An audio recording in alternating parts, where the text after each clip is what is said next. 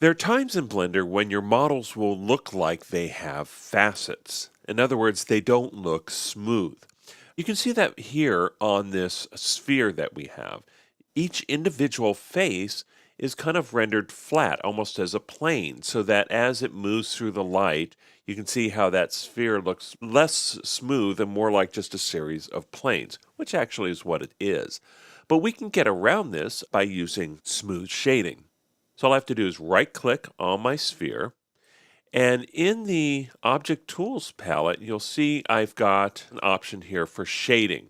Flat shading gives you this.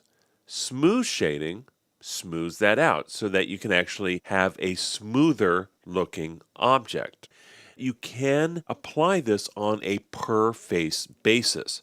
So let's go ahead and switch this back over to flat and then hit the Tab key.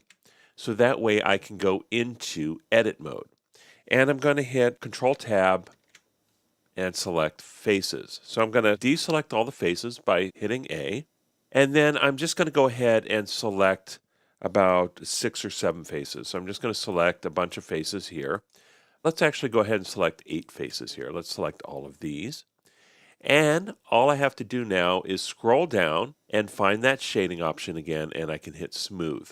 Now what this does when I deselect these is it actually smooths out only those faces. So you can see how inside of this area it's not faceted.